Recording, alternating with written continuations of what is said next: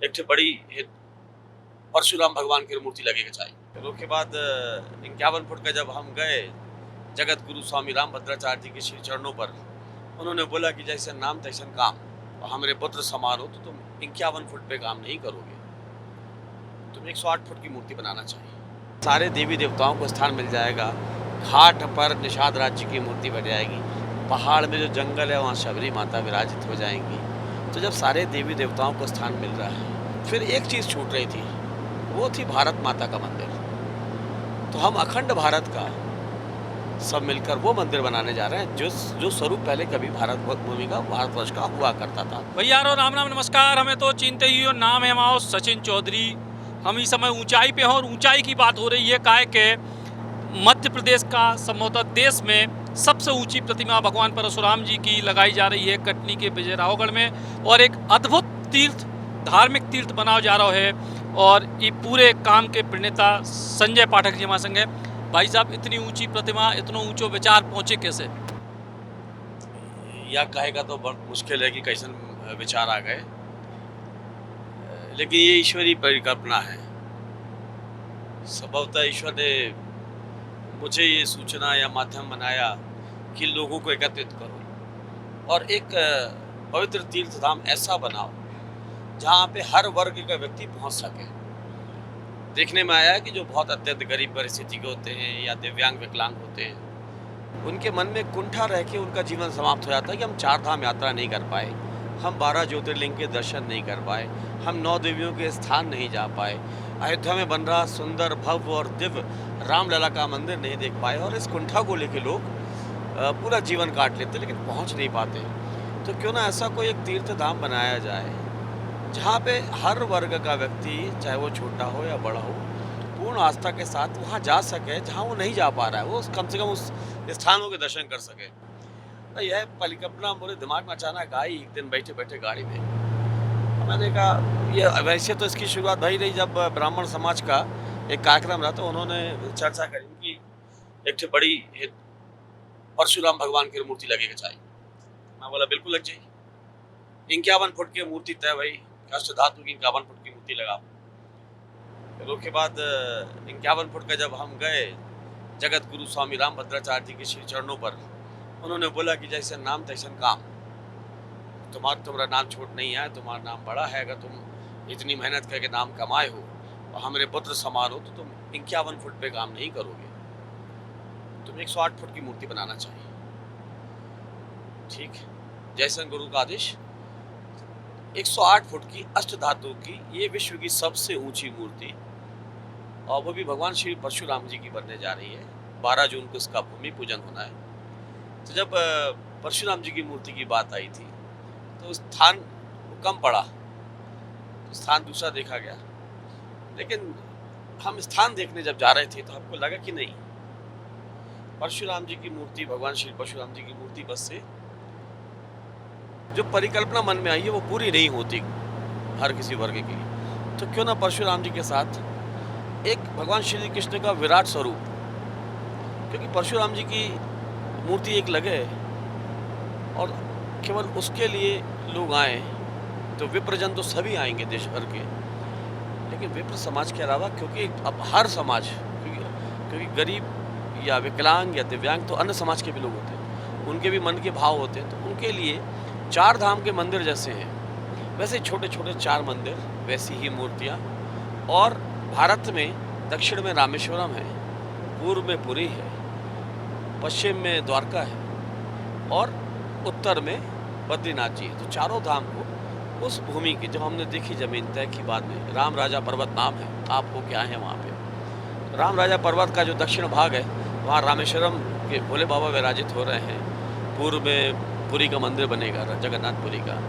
ऐसे ही पश्चिम में द्वारकाधीश का मंदिर का जैसा मंदिर है, उतना बड़ा तो बनाना संभव नहीं है, तो छोटा मंदिर उसका रेप्लिका बनेगा। साथ में हमारे उत्तर में बद्रीनाथ जी का मंदिर बन रहा है। इसी तर्ज पे 12 ज्योतिर्लिंग के दर्शन, 12 ज्योतिर्लिंग के दर्शन हर कोई नहीं जा पाता है, तो 12 ज्योतिर्लिंग का भी स्थान, और वैसे ही जैसा है वहाँ पे मंदिर 12 जगह पे, 12 स्थानों पे, वैसे छोटे छोटे मंदिरों का निर्माण करो वैसी ही मूर्तियाँ बनाओ जैसी वहाँ पे मूर्तियाँ हैं, और 12 ज्योतिर्लिंग के दर्शन भी हर इंसान को आसानी से हो सके। ये हम नहीं जा पाए बाबा केदारनाथ, तो यहाँ पे है, या बाबा विश्वनाथ धाम नहीं जा पाए तो यहाँ है, महाकाल नहीं जा पाए तो यहाँ पे हम दर्शन कर लें। इसी प्रकार 9 देवियों का स्थान हो जाएगा। अब भगवान विष्णु ने 10 विशेष अवतार लिए थे, तो विष्णु भगवान के दशावतार का मंदिर भी होना चाहिए। तो जहाँ भगवान परशुराम जी का मंदिर है, जहाँ कृष्ण जी का विराट स्वरूप है, जहाँ 12 ज्योतिर्लिंग है, वहीं 9 देवियों के स्थान भी होना चाहिए। कि ये 9 देवी क्यों छोड़ें? तो 9 देवियों के 9 मंदिर का भी निर्माण वहाँ होने जा रहा है। इसी प्रकार राम जी का जो मंदिर अयोध्या में बन रहा है, दिव्य और भव्य मंदिर बन रहा है, उतने बड़े मंदिर की कल्पना भी मुश्किल है बनाने की। तो उसका छोटा स्वरूप सेम टू सेम वैसा ही एक अपने पहाड़ में वो भी बनाने जा रहे हैं, राम राजा पर्वत में। तो अयोध्या मंदिर की तरफ राम मंदिर का निर्माण हो जाएगा। जब सारे देवी देवताओं को स्थान मिल जाएगा, घाट पर निषाद राज्य की मूर्ति बन जाएगी, पहाड़ में जो जंगल है वहाँ शबरी माता विराजित हो जाएंगी। तो जब सारे देवी देवताओं को स्थान मिल रहा है, दे रहे हैं वहाँ पे अपन, उनका भव्य स्वरूप बनवा रहे हैं सब कोई मिलके, तो फिर एक चीज़ छूट रही थी, वो थी भारत माता का मंदिर। तो हम अखंड भारत का सब मिलकर वो मंदिर बनाने जा रहे हैं जो स्वरूप पहले कभी भारत भूमि का, भारतवर्ष का हुआ करता था हज़ारों साल पहले के इतिहास में। जो आदरणीय प्रधानमंत्री जी ने अभी नई संसद बनी है उसमें जो चित्र लगाया है भारत का, जो भारत का नक्शा लगाया है अखंड भारत का, सेम उसकी तर्ज पर, उसी आकार पर एक भारत माता का मंदिर भी बनाने जा रहे हैं। तो एक ही स्थान में आपको संपूर्ण भारत के दर्शन हो जाएं, सारे धार्मिक स्थलों के दर्शन हो जाएं, ये परिकल्पना थी। और गरीब से गरीब व्यक्ति भी, अक्षम व्यक्ति भी, दिव्यांग व्यक्ति भी, जो नहीं जा सकता इतने सारे स्थानों पे, एक स्थान पे दर्शन कर ले। ये स्थान जब पूर्ण रूप अपना आकार लेगा तभी अपना पूरा साकार रूप ले लेगा मंदिर और ये तीर्थ क्षेत्र, हरिहर तीर्थ क्षेत्र, तो ये धार्मिक टूरिज्म में भी आ जाएगा। और आप देखेंगे इस क्षेत्र की इकोनॉमी भी बढ़ेगी, व्यापार और लोगों को रोज़गार के सैकड़ों हज़ारों साधन उपलब्ध हो जाएंगे। तो जहाँ एक तरफ ये धार्मिक आस्थाओं का केंद्र रहेगा, वहीं दूसरी तरफ धार्मिक पर्यटन को बढ़ावा मिलेगा। वहाँ पे बाणसागर डैम का बैक वाटर है, रिवर है, तो जो 2 नदियों का संगम है, संगम से लेके बाणसागर तक लगभग 50 किलोमीटर का क्रूज़ यात्रा, तो लोग नौका विहार भी कर सकेंगे, क्रूज़ में भी अपना पर्यटन कर सकेंगे। और साथ में रोपवे लगाने का भी प्लान है कि उड़न खटोला। तो ये सारी परिकल्पना ईश्वरी देन है, और ये भी सत्य है कि संजय पाठक अकेले बना नहीं सकते। तो इसलिए मैंने सब लोगों की एक टीम बनाई, गांव-गांव से लोग जोड़े। अष्ट धातु की ये भारत की सबसे बड़ी, बल्कि विश्व की सबसे बड़ी मूर्ति बनने जा रही है। तो अष्ट धातु का संग्रह भी हर घर से कर रहे हैं, चाहे एक हीला कोई दे, चाहे पुरानी कटोरी, गिलास, कसेड़ी, तवा, लोहा, लंगड़, आपका तसला, तगाड़ी, गैती, फावड़ा, जो टूटा फूटा पड़ा हो, हर घर से इसमें हम धातु का सहयोग ले रहे हैं, अर्थ का सहयोग भी लोग कर रहे हैं। सबके साथ मिलके बनने जा रहा है ये तीर्थ धाम। अब जब नाम की बात आई कि इसका नाम क्या हो, तो मैं परम पूज्य पिताजी सत्येंद्र पाठक जी के परिवार में जन्मा। उन्होंने मुझे संस्कार दिए सामाजिक सेवा के, लोगों की सेवा के, मानव सेवा के, जीव सेवा के। उनके दिए हुए संस्कारों पर आगे बढ़ते हुए मुझे गुरु मिले पंडित देव प्रभाकर शास्त्री दद्दा जी, जो आज साकार रूप में नहीं लेकिन निराकार रूप में सभी जगह सर्वव्यापी हैं। तो दद्दा जी के सानिध्य में लगभग 150 यज्ञों में सम्मिलित होने का अवसर मिला। मैंने एक अद्भुत चीज़ देखी दद्दा जी के यज्ञों में कि पूज्य दद्दा जी जो हरि की कथा करते थे, हरि यानी भागवत कथा, भागवत की कथा करते, भगवान श्री कृष्ण की कथा करते थे, वहीं दूसरी तरफ वो हर का निर्माण करते थे, पार्थिव के शिवलिंग का निर्माण। तो हरि की कथा वो करते थे, हर का निर्माण करते थे, और शाक्त का हवन और अभिषेक, शाक्त का पूजन करते थे।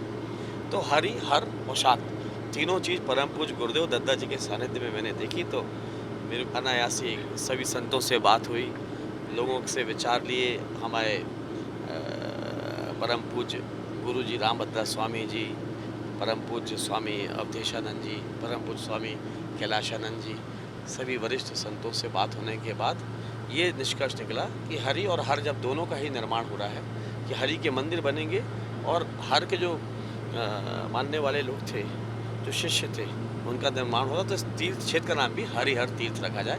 इस प्रकार एक परिकल्पना दुनिया और समाज के सामने आई, जो साकार रूप लेना इसने प्रारंभ कर दिया है। और मुझे पूर्ण विश्वास है कि न केवल हमारे बुंदेलखंड, विंध्य, महाकौशल, बल्कि संपूर्ण मध्य प्रदेश और भारतवर्ष से इसमें लोगों का सहयोग मिलेगा।